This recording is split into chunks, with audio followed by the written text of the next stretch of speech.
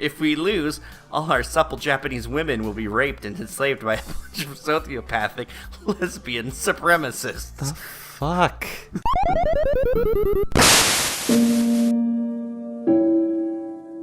No! Relive the same day. Hello! Funny this time. Hello. I'm jolted awake by that thunderous banging sound coming from my door. Oh, right. Someone's at the door. My first thought is, it could be Shizune. After all, only a deaf person or a jackass would knock that loudly at this hour. So if it's not Shizune, this person's instantly a jackass. Yes. Who is it? Of course, if it's Shizune, she wouldn't be able to hear that or answer it. There's no reply, so I'm kind of pleased. I haven't seen Shizune in a while. You're not Shizune. Well, it's a jackass. Opening the door, I find Kenji standing out in the hall, his eyes nervously darting from side to side. We can't skip him anymore either. Nope. Fuck. Oh, it's you. Yeah, it's me. What kind of reaction is that? Jackass. Well, I'd be able to give you a more personalized response if you had answered when I asked who it was. Kenji frowns and pushes up his glasses exactly like Shizune. Oh, don't do that. I'm losing wood. Come on. Now you're going to think of Kenji every time she does that. Jesus. Why are you making that weird face? I wonder how he's able to see me making a face now, yet wasn't able to the millions of other times I've reacted to something weird he has said or done. Jackass. I kind of want to pursue this, but I'm too tired to actually do it. Shizune pushes her glasses up just like that, but hotter. You know, Right. The student council president. It's just a little weird. What the hell? What do you mean? There's this girl who does the same thing. You mean she touches her glasses? I do that. That's my thing. Who is this bitch? Why are bitches all up in my business, stealing what I do? Kenji's a player. Bitches be crazy. Yeah. His character flips from anger to fear in the blink of an eye. Is she trying to replace me? Pod people? No, wait, that's an exact copy. Pod women? It's like my two greatest fears combined. It is! I can't believe he has a point. No, he doesn't. Hey, you going to go into town today? Maybe later. Okay, awesome. I have some stuff I want you to pick up for me at the post office. Some delicate and secret stuff. Just like a giant bag of weed. Yeah, there'll be a guy in an unmarked white van. He's gonna have a condom. You're gonna shove that up your ass and make it past security. He speaks in a whisper, as if talking about his mail. Oh, a whisper? As if talking about his mail in an even normal tone of voice will jeopardize it. Kenji doesn't have a I whisper. was going to say, how can I whisper as Kenji? Right. You could have your mail sent directly here, you know. No, you can't. You can have your mail sent to the school, and then the student council picks it up, and then they give it to you. That's not the same as the mail appearing in your hands. I don't trust the student council. Maybe dudes don't get their mail here, you know? Or many. They probably steal it all. They can't... they think that just because it's sent to them, they have a license to steal? I can just see them now, elbow deep in mail, fast grabbing all the free swag they can get a hold on. Sickening. My dragon dildo never made it. Where can I find this mailman who can conjure mail out of thin air and into your hands? I don't know. I bet the student council killed him to preserve their monopoly on all the students. Shit. It doesn't work that way. Is this what you wanted, though?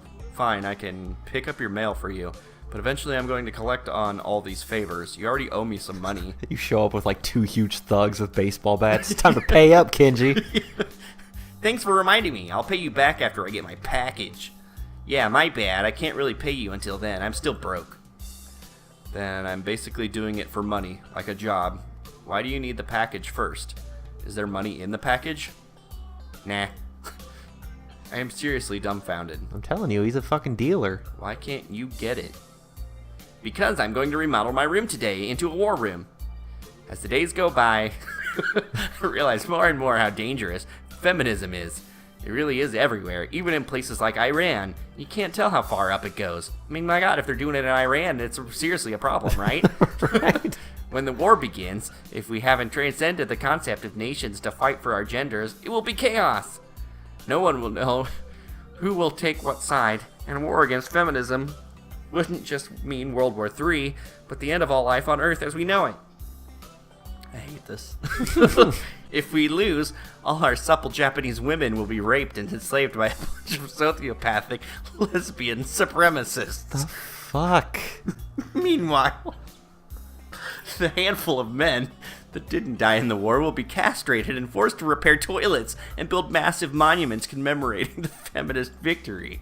Maybe we should have skipped this. Jesus Christ. That's crazy. You're crazy. I think you're overthinking this. As the days go by, I realize more and more you are not Ballin. We've only talked like 4 times. Oh, that's amazing. Oh, sorry. You were just so not Ballin. Yeah, whatever. I'll get your package. Shove it up your ass. Awesome. I close the door. Ballin', man. Jump right back into bed. Second my head hits the pillow, a painfully loud ringing assaults my ears. I realize it's my clock. The alarm going off means that right now it is the time I'm supposed to wake up in the first place. Is that how an alarm clock works? Whoa. On weekdays, at least. I pick it up and throw it without looking up. It gets wedged between the bed and the wall, the noise not stopping. In fact, it seems to grow louder. Yeah, maybe you should have just hit the fucking button. Right? By the time I'm able to pry it out of there, I know I'm not going to be able to go back to sleep. The only thing I can think of doing now is going into town and just getting Kenji's stupid package, but it's too early for that. After showering, I take my medication. I'm actually very hungry today since I went without dinner yesterday, and before that I had just a very light lunch. I eat the pills, nom nom, chomping on them like Pac-Man. They are unbelievably bitter and disgusting. Yeah, because they're not chewables, you idiot.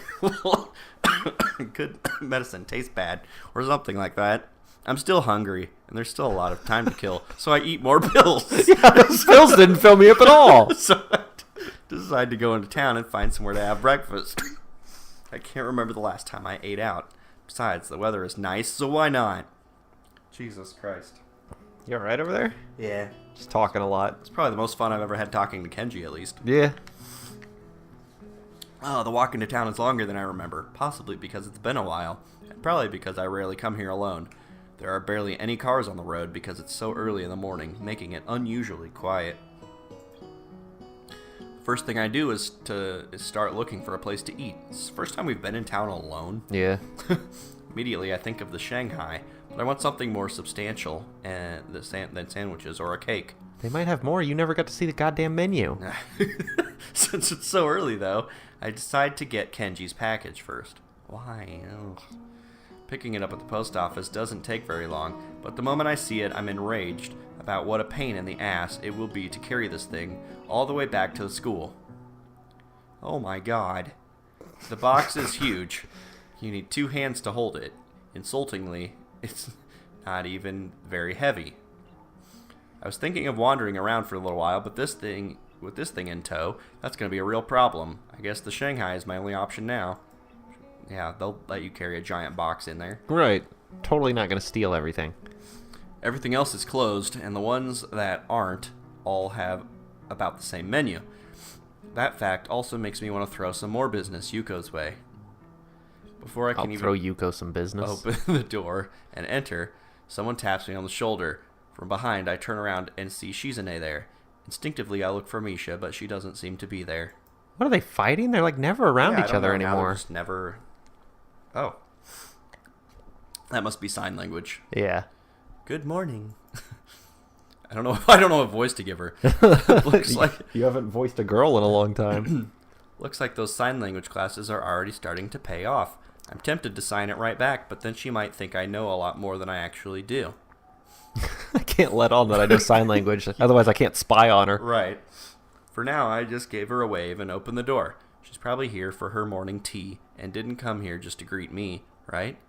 It turns out that I'm right, as Shizune follows me inside the tea house. Or she's just stalking you and is really bad at it. That's right. It's a total ghost town in here. It's not exactly peak hours, but every other cafe I passed has at least a few customers. Didn't you say that last time? Yeah. I think he did. This place has actually been condemned for years.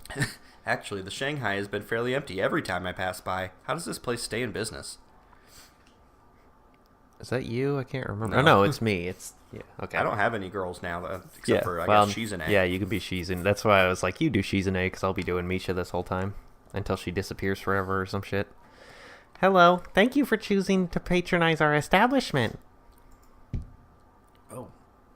Fall on her ass? Oh. Bows with the force of a... Oh, right. Falling axe, and her head collides with the box in my hands. Jesus. Launching it towards the floor. Oh no, I'm sorry. I'm really sorry. Sorry, please forgive me. It's okay, and you don't have to do that. Hello, thanks for choosing our shop thing, since we know you. Also, Yes, I do. My manager will fire me, but that's part of my job. Also, is your head okay, since I'm not an asshole? Right. You're here early. What can I get you? I just want some coffee for now. It's a tea shop. Oh. Oop. Sorry, Shizune. I wonder what Shizune wants. Without Misha, there's no real way to tell. Or anyway, they wouldn't tell you anyways if they were both here. Just point at a menu. It was all games last time. Or anyway, to even ask. I haven't learned about that yet. She's here, so I'm pretty sure that means she wants something too. Oh, yeah. I don't really know what Shizune wants. Does she have a usual? Wait, she might want something else though. Perhaps you should bring us a menu, just in case. And so I know that they're here. Because after last time, I'm not sure. Right. I look around for one, but can't find anything that looks remotely like a menu. She's already sitting on them again. Menus. I'll look for one right now. Huh? There are menus. They're just rare. What? They only come around. They have a very rare spawn rate. Yeah. It's only a restaurant menu, not a collector's edition. Ellipsis. Weird. Is that what Shizune is saying? I forgot her name. How to say her name for a second. She can't hear you. It's just weird for a cafe to make you have to go out of your way to look for a menu. It's really pissing me off. Weird. Yes, you're right. It's so illogical. There are so many things. Like, why is it called the Shanghai? This is a Western-style tea house. But the name is Chinese. And the architecture's old-fashioned, but my uniform is so modern and sophisticated. I know. My God. Don't give me more things to complain about. I will. She looks like she's about to pass out. If she does, she'll probably fall forward and make a mess of everything. I can't work here anymore. Oh, God. What a bad place for her circular train of logic to end up. No, come on, who will get my drinks? Right. That kind of stuff is what sets this place apart. There are a lot of cafes around here, you know? I think it's charming, really. Please don't quit. Business is good here, isn't it? Cue the crickets. Not really. See? I think it's a good job for you. It suits you. You're lonely. Yeah, you shouldn't be around people. You shouldn't quit. I've never had to defuse this kind of crisis before. Eventually, I managed to calm her down and convince her that I'm sure Shizune just wants what she usually orders here. Yuko walks away to get our drinks, and by then, Shizune has already picked a table. There are no other customers, and Yuko isn't the most talkative person, so it's very quiet. It doesn't really bother me, but I wish that there was some way we could communicate. There are so few moments when we're alone. Shizune and Misha are always together, to the point where sometimes it seems like they are one. Except for the past, 4 days. Yeah. They're fighting. Now it's just me and her, and I'm unable to understand her or have her understand me. It's terrible. I mean, you can write. Oh, okay. You don't have your little notepad today? I know it's the weekend and all, but it's not like you to be unprepared. Well, that's fine. I don't really like using it anyway, for some reason. Still, it would come in handy now. Or you could just tell her that you know some sign language. Mm-hmm. No, he wants to surprise her. Right. Ellipsis, ellipsis. Shizune starts signing in short bursts, punctured by her stopping to take a sip of tea. It's strange how she doesn't make the slightest attempt to change how she normally acts. I'm talking to her for the most part, because I'm not used to long silences. I briefly wonder if it's the same for her. In a way, however, it seems unlikely. I think it's more that she is the type who doesn't change how she acts for anyone. Well, what is she gonna? Is she gonna start talking instead of signing? Right. Hey, it seems like Misha joined the student council because of you. That makes 2 of us, you know? I'm only there because you forced me into it. Well, not really forced, I guess. If it wasn't for you, I wouldn't have joined. That sounds slightly romantic, I say to myself. I find myself blushing a little. I feel like such an idiot. Although I still don't know why you joined. Oh, she joined because the track team captain founded it. It should have been the first thing I asked in retrospect. But I'm really curious. I'll have to remember to ask Misha sometime. Ellipsis. It's nice to talk to you, even if you can't understand me. I wonder if it's the same for you. It's really frustrating, actually. Yeah. You don't just use the notepad. That would be really great. Ellipsis. I don't think sign language will ever be as natural for me as Misha makes it look, but it's got to be the step up from using pen and paper, right? We've both been finished with our drinks for a while now, and Shizune's eyes fall upon the box sitting in its own chair by my side. It's a weird thing that you're sitting here talking to yourself, but not really. Right. It's like because you're both characters. You're talking to yourself, but you're not actually talking to yourself, and you're not talking to each other. You're just either. reading a game about talking to yourself. My brain's freaking out right now. It's like super meta. Yeah, you're like breaking the 18th wall. Nothing in the Shanghai makes sense. We've established this. Yeah, it's like some fucking black hole. It's also just kind of weird that I'm talking to her, but she doesn't know what I'm saying. No, or she does, and she's just fucking with you. She better not. She could be. All the other stuff that's been going on. I guess we'll find out next time. We probably won't find out next time, but just watch the next episode.